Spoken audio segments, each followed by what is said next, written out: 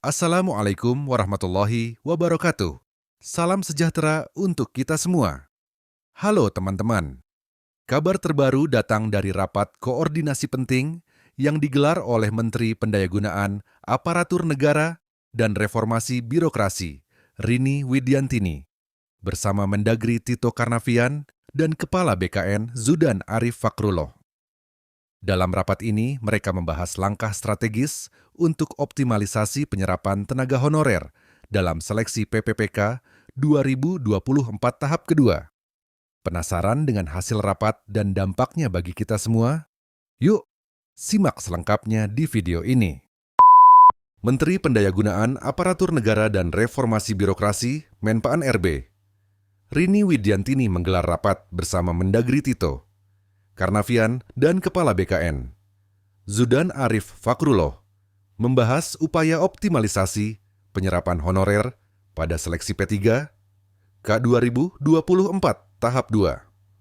Rakor, penyelesaian tenaga non-ASN di instansi pemerintah daerah yang dilakukan secara virtual dari kantor Pusat Kemendagri, Jakarta, Rabu, 8 Januari, juga diikuti oleh seluruh kepala daerah beserta jajarannya.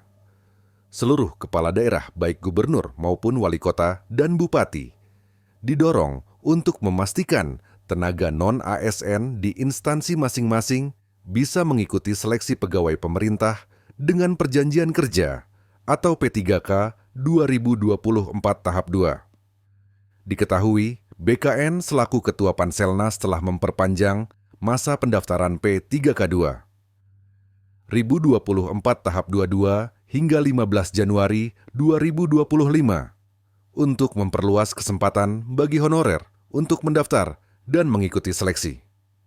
Menpa NRB Rini Widiantini menyebutkan, berdasarkan data BKN, kurang lebih 1,7 juta non-ASN yang harus dilakukan penataan.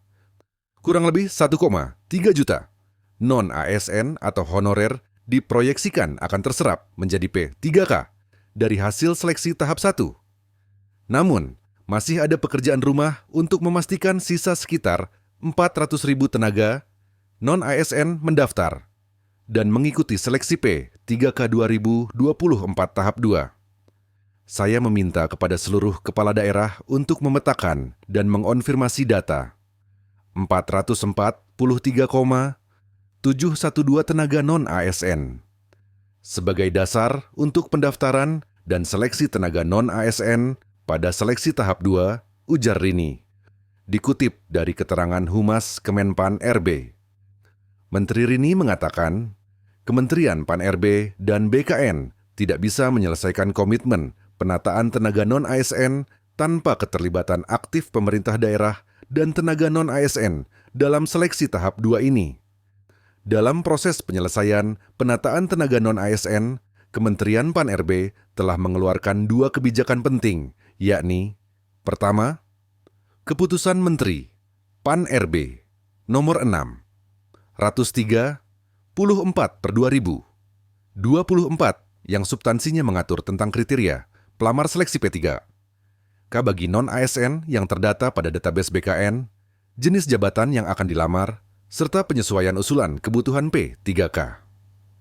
Kedua, Surat Menteri PANRB Nomor B5 993 MSM 0 010 02 2024. Substansi surat itu mengimbau agar pejabat pembina kepegawaian menganggarkan gaji bagi tenaga non-ASN yang sedang mengikuti proses seleksi hingga pengangkatan, kata Rini. Surat itu juga berisi apabila jumlah tenaga non-ASN yang telah mengikuti seluruh tahapan seleksi melebihi jumlah penetapan kebutuhan, pegawai non-ASN dapat diangkat menjadi P3K paruh waktu, sehingga anggaran P3K paruh waktu tersebut tetap disediakan. Menteri Rini mengungkapkan, pemerintah membuka kesempatan secara luas bagi tenaga non-ASN agar bisa ikut seleksi P3K 2024. Langkah penataan ini pun sudah menjadi kesepakatan antara pemerintah dengan Komisi 2 DPR RI. Pemerintah bersama DPR RI sudah berkomitmen menyelesaikan penataan tenaga non-ASN yang sudah terdata dalam database BKN. Seleksi P3K tahap 2 ini harus dimaksimalkan sebaik mungkin pungkas rini. Pada rakor tersebut, Mendagri Tito Karnavian mengingatkan kepala daerah untuk konsisten melaksanakan amanat Undang-Undang Nomor 20/2023 tentang ASN untuk tidak mengisi jabatan ASN dengan tenaga non-ASN. Ada amanah UU, yakni tidak boleh melakukan rekrutmen tenaga non-ASN. Waspadai ini semua, tegas Tito. Kepala BKN Zudan Arif Fakrullah berpesan kepada kepala daerah dan BKD agar memiliki komitmen yang kuat untuk menyelesaikan penataan tenaga non-ASN yang sudah ada di database BKN. Pada seleksi ketiga, KUKA 2024 tahap 2 ini, Zudan meminta kepala daerah atau pejabat terkait untuk jemput bola kepada tenaga non-ASN agar ikut seleksi. Kepala daerah perlu mengumumkan secara luas agar non-ASN bisa mendaftar sesuai jadwal, kata Prof. Zudan, panggilan akrabnya. Kemen PANRB dan BKN yang dikoordinasikan oleh Kementerian Dalam Negeri menyiapkan coaching klinik sebelum tanggal 15 Januari 2025. Bagi Pemda yang ingin berdiskusi mengenai langkah-langkah penataan non-ASN, bisa memanfaatkan coaching klinik ini dengan optimal. Demikian informasi penting dari Rapat Koordinasi Men-PANRB, Mendagri, dan BKN tentang penyelesaian tenaga honorer di seleksi PPPK 2024. Semoga langkah-langkah yang diambil bisa memberikan solusi terbaik untuk tenaga honorer di seluruh Indonesia. Jangan lupa untuk like, share, dan subscribe channel Ika Pondeng 3721 agar kalian tidak ketinggalan info penting lainnya.